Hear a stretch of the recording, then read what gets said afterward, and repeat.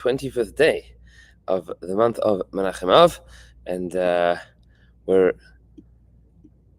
holding by the we are holding by the bottom of Daf Tes Vav Amud Aleph, going on to Tes Vav Amud Beis. Today, I think, is our 30th day of Dirshu Amud Yomi.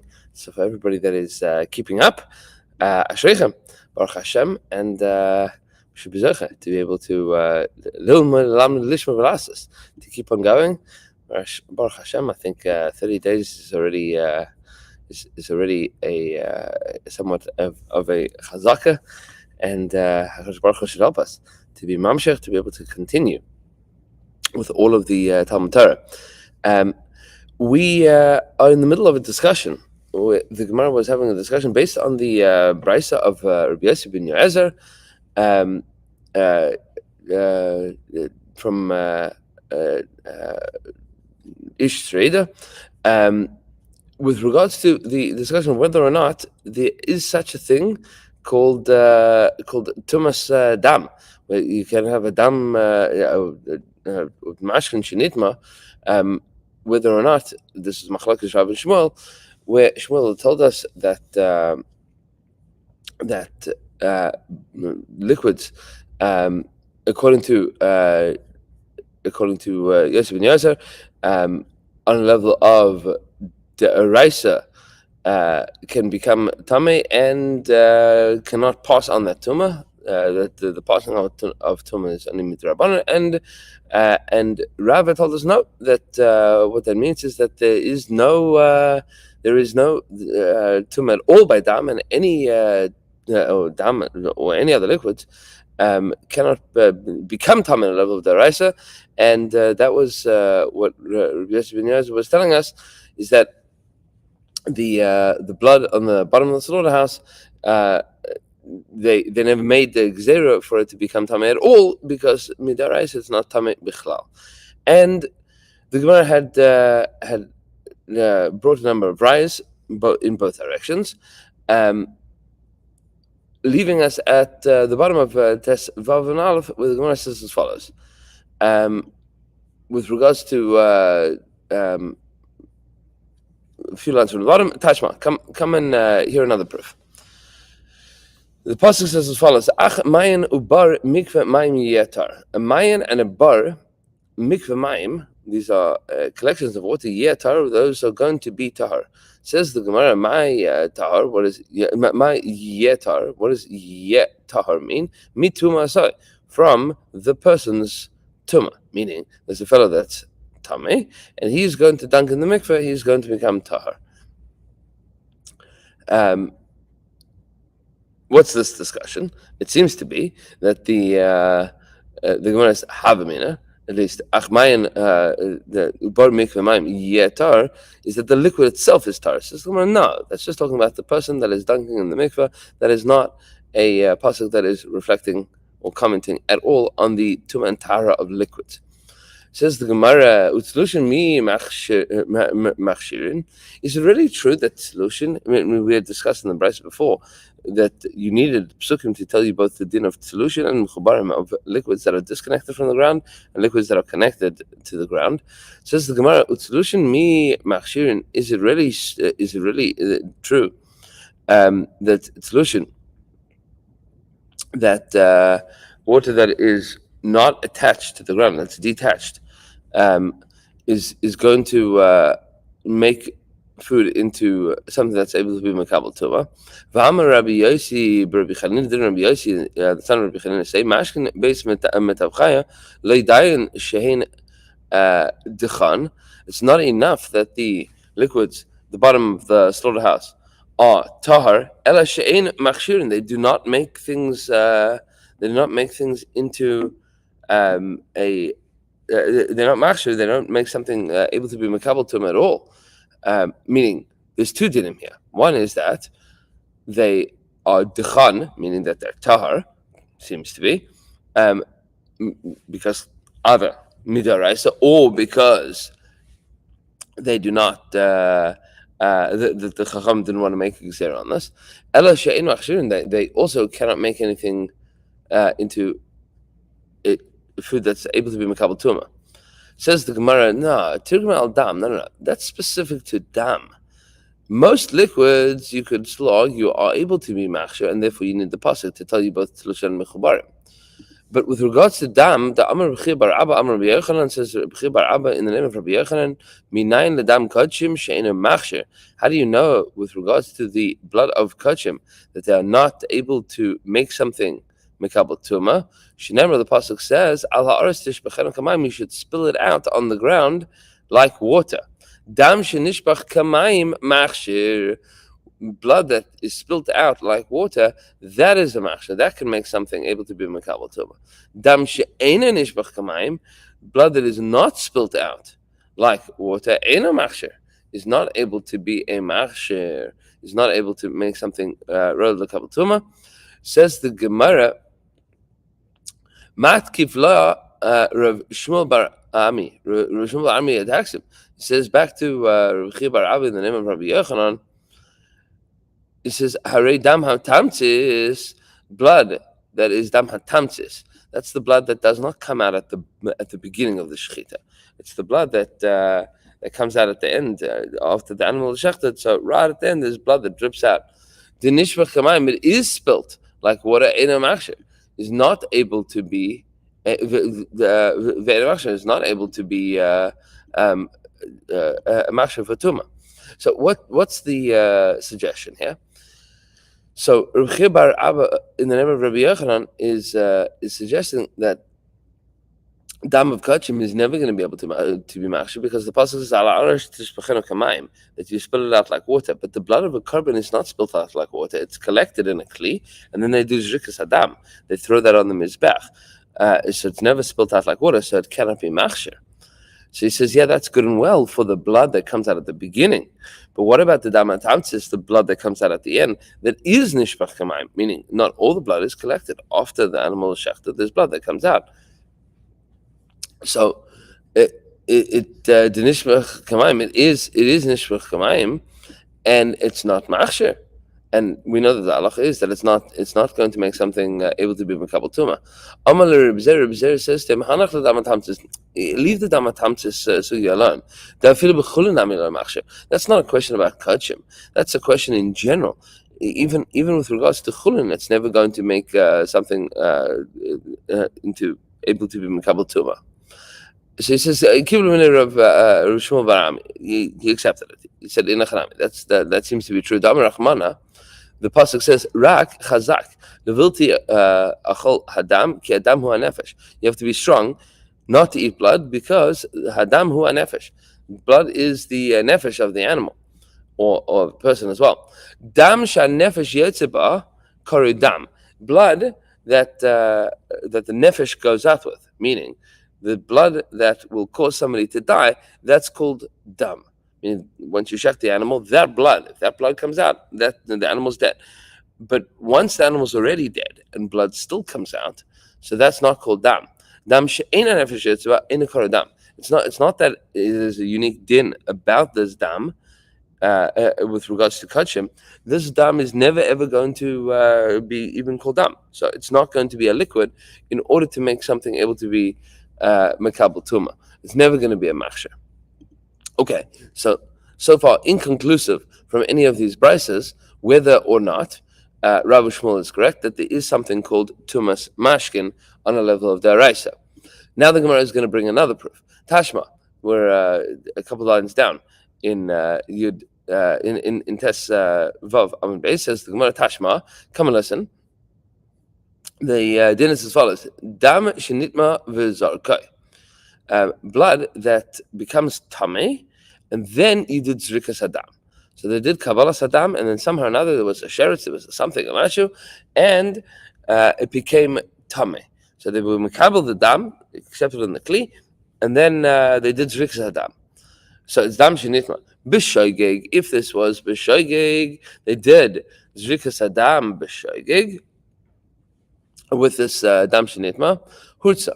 It still works for the balim, meaning the owners that needed to get kapara from this karban. So they did the shechita and they did the zrikas hadam hurtza. It works for the balim. Now, works the Balim means that the Balim have received their kapara. Obviously, the Kohanim are not going to be able to eat it. Right? That's what Rashi points out. Urza carbon lebalim the miratza tzitz because the tzitz is going to help, meaning the tzitz that the Kohen Gadol wears, that is going to be able to help to be mechaper on that. It's still going to be nitzala. B'mezid, but if they did it intentionally on purpose, lo hurza, then it's not going to help, and that seems to be a dead giveaway that there is such a thing as tuma with regards to liquids, and that's the blood from the slaughterhouse of the Beis Hamikdash. So that seems to be a dead giveaway. Says the Gemara, no, midrabanan. That's only a din midrabanan. Udulai Rabbi Yossi ben Yossi. What's Rab going to say to you? That's a din midrabanan. This is the opinion that disagrees with Rabbi Yossi ben Yossi. This is the machlokas. So he says, according to Rabbi Yossi ben Yossi, he says that the blood doesn't become tamei at all. It doesn't. What about this blood? That's a din midrabanan. Midrabanan, they said that this blood is makabel tuma, and that's what Rabbi Yossi ben Yossi was disagreeing with. Says the Gemara. Okay, so let's get into the sugi here. Tashma. Maybe we can learn from this, from the backdrop of this brisa. The Mishnah says, "Alma hatzitz miratze." What does the tzitz help you with? Meaning, the tzitz of the Kohen Gadol is going to help with certain tumas and certain aviras b'shogeg, tumas b'shogeg.